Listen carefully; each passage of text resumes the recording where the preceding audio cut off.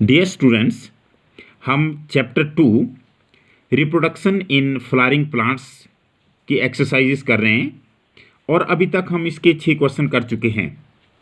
आज हम इससे आगे के क्वेश्चन डिस्कस करेंगे। तो सबसे पहले चलते हैं question number 7। What are chasmogamous flowers? Can cross pollination occur in cleistogamous flowers? Give reasons for your answer. बहुत ही सिंपल क्वेश्चन है और जब हमने चैप्टर पढ़ा तो हमने बड़े क्लियर किया कि चेस्मोगैमस फ्लावर्स क्या होते हैं और क्लिस्टोगैमस फ्लावर्स क्या होते हैं। तो जैसे अगर हम कुछ प्लांट्स की बात करें, जैसे वियोला हो गया, ऑक्जेलिस हो गया, इनमें 2 टाइप्स के फ्लावर लगते हैं।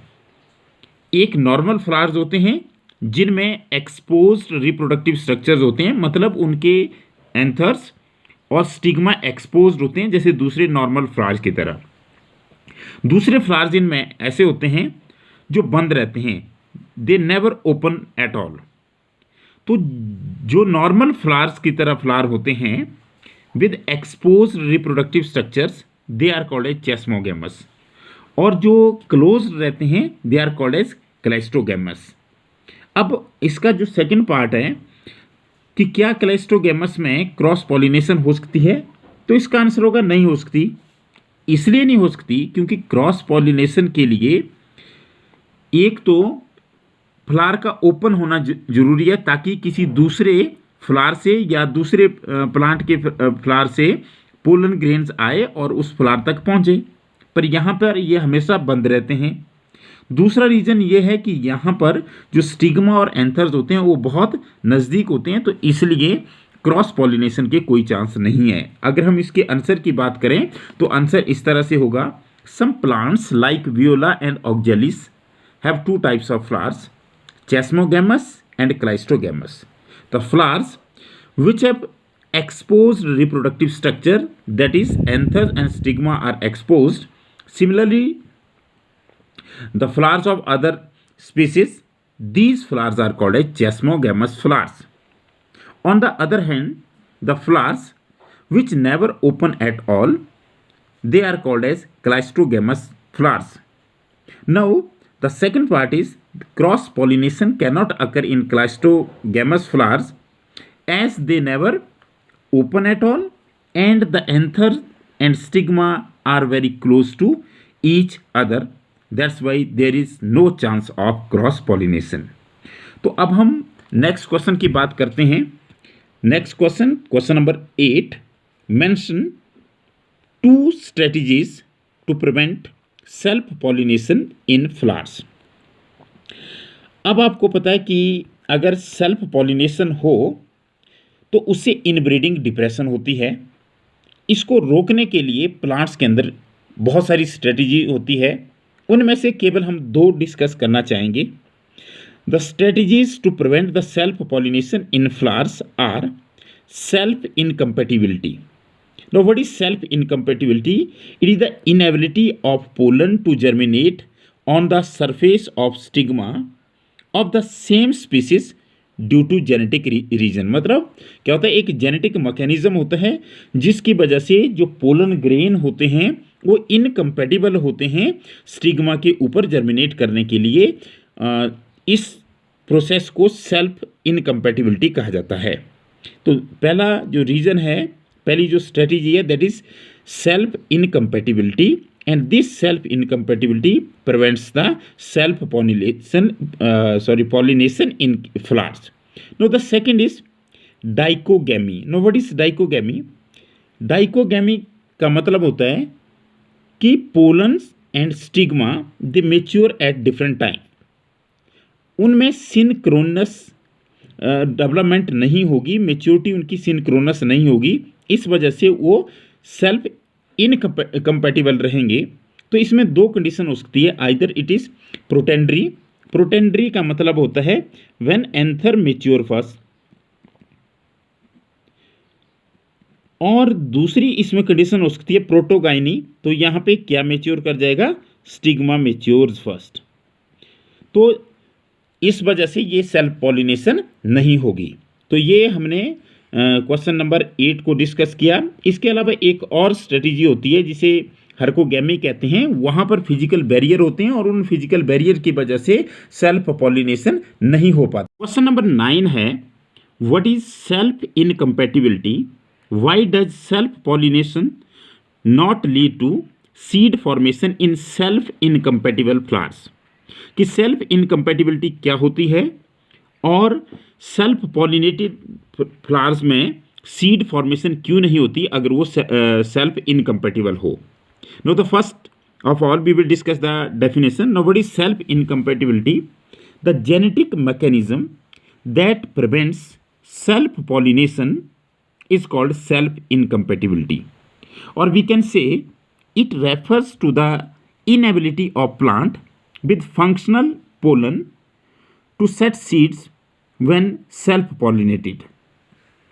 It is failure of pollen from a flower to fertilize the same or other flowers of the same plant. मतलब क्या हुआ कि जब पोलन ग्रेन्स होते हैं वो क्या करते हैं, उनकी पोलन ट्यूब डेवलप नहीं हो पाती ड्यू टू जेनेटिक मैकेनिज्म, जिस वजह से वो फर्टिलाइज नहीं कर सकते। जब वो फर्टिलाइज नहीं कर सकते तो इस प्रोसेस को कहा जाता है सेल्फ इनकम्पैटिबिलिटी। अब क्वेश्चन पूछा गया था कि सेल्फ पॉलिनेटेड फ्लावर जो होते हैं सेल्फ इनकम्पैटिबल फ्लावर के केस में वो सीड क्यों नहीं बनाते। तो इसका रीज़न ये है कि self pollination can not lead to the formation of seeds in self incompatible species because in such flowers pollens are unable to fertilize the ovule to form embryo. क्योंकि यहाँ पर जो पोलन ग्रेन्स होते हैं वो ओव्यूल को fertilise नहीं कर पाते। अगर ओव्यूल को फर्टिलाइज नहीं कर पाएंगे तो इसका मतलब है एम्ब्रियो डेवलपमेंट नहीं होगी, और जब एम्ब्रियो डेवलपमेंट नहीं होगी तो ओव्यूल जो है सीड में नहीं बदलेगा। तो ये हमारा क्वेश्चन नंबर 9 था। Question number 10 is what is bagging और what is bagging technique, how is it useful in plant breeding program. तो हम पहले डिस्कस कर चुके हैं कि बैगिंग क्यों करते हैं और बैगिंग क्या होती है। यहाँ पर हम इस क्वेश्चन का आंसर करेंगे। तो बैगिंग का मतलब एक किस्म बैग से लिया गया है। तो what is bagging, the technique use to prevent the fertilization of stigma from undesired और unwanted pollen grain by covering emasculated flower with a butter paper is called bagging. अब बैगिंग क्या हुई, आप सभी जानते हैं कि जब बड स्टेज में से हम क्या कर देते हैं, स्टेमेंस को निकाल देते हैं और केवल क्या करते हैं, स्टिग्मा को छोड़ते हैं। तो उस स्टिग्मा की पॉलिनेशन, उस स्टिग्मा की फर्टिलाइजेशन किसी अनवांटेड पोलन ग्रेन से ना हो जाए, इसके लिए हम उसको क्या करते हैं, एक बैग से रैप कर देते हैं। और वो जो बैग होता है यूजुअली वो बटर पेपर का बना होता है, and this technique is called as bagging. अब क्वेश्चन था कि how is it useful in plant breeding programme. This technique is an important part of plant breeding programme as it ensures that only pollen grains of only desired plants are used for the fertilization of stigma to develop the desired plant variety. मतलब क्या हुआ कि केवल उन्हीं pollen grain से fertilisation होगी जिन से हम उस वैरायटी को बनाना चाहते हैं। मतलब ये क्या करती है, ये इंश्योर करती है कि फर्टिलाइजेशन जो है वो डिजायर्ड पोलन ग्रेन से हो, ना कि अनडिजायर्ड पोलन ग्रेन से। तो बैगिंग एक किस्म से उसकी प्रोटेक्शन करती है स्टिग्मा की, कहाँ से, अनवांटेड या अनडिजायर्ड पोलन ग्रेन से, ताकि हमारा जो रिजल्ट है वो बिल्कुल डिजायर्ड रिजल्ट आए। मतलब जो वैरायटी हम बनाना चाहें केवल वही बने। अब हम नेक्स्ट क्वेश्चन डिस्कस करना चाहेंगे, what is triple fusion, where and how does it take place, name the nuclei involved in triple fusion. तो ट्रिपल फ्यूजन नाम से ही पता लग रहा है कि 3 चीज़ों का फ्यूजन होगा। तो what is triple fusion, the fusion of male gamete with 2 polar nuclei inside the embryo sac of angiosperm flower is called triple fusion. Triple fusion में क्या होता है, जो मेल गैमेट होता है वो फ्यूज करता है 2 पोलर न्यूक्लियाई के साथ। कहाँ पर फ्यूज करता है, एम्ब्रियो सैक या फीमेल गैमेटोफाइट के अंदर फ्यूज करता है और इस टाइप की फ्यूजन को बोला जाता है ट्रिपल फ्यूजन। अब क्वेश्चन था where does it take place. तो अगर हम इसकी साइट की बात करें तो ये एम्ब्रियो साइट के अंदर होगा, जैसा हम डिस्कस कर चुके। पर अगर हम इसको आंसर की फॉर्म में लिखें तो हम ऐसे लिखेंगे, when pollen grain falls on the stigma they germinate to give rise to pollen tube that passes through the style and enters the ovule through micropyle. Then it passes through the one of the synergids and releases the male gametes there. Now, one of the male gamete fuses with the nucleus of the egg cell to form zygote, and this is called as fertilization or syngamy. But the other male gamete fuses with two polar nuclei to form primary endosperm nucleus, which is triploid. So this is the site of this triple fusion, that is the site of triple fusion is embryo sac.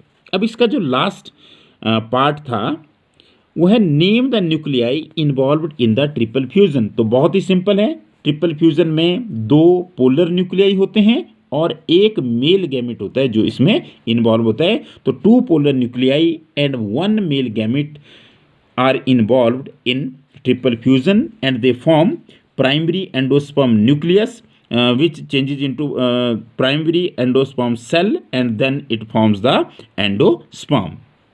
आज के लिए last question है जिसको हम discuss करना चाहेंगे।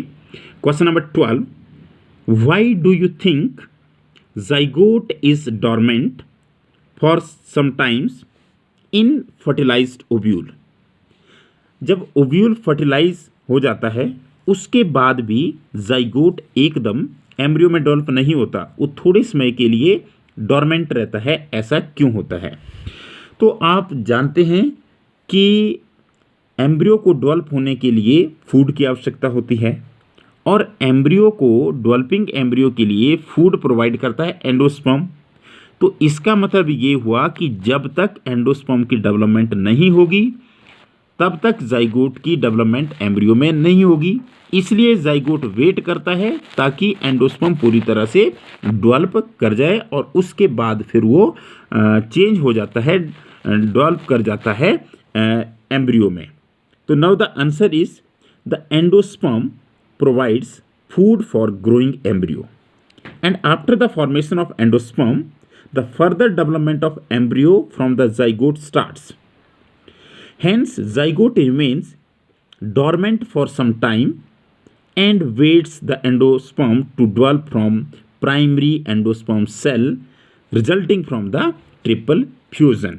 तो ये कारण था कि वो डॉर्मेंट इसलिए रहता है ताकि एंडोस्पर्म पूरी तरह से डेवलप हो जाए और एंडोस्पर्म जब पूरी तरह से डेवलप हो जाएगा तो डेवलपिंग एम्ब्रियो को न्यूट्रिशन प्रोवाइड करेगा। इसलिए जाइगोट थोड़ी देर के लिए डॉर्मेंट रहेगा फर्टिलाइज्ड ओव्यूल में।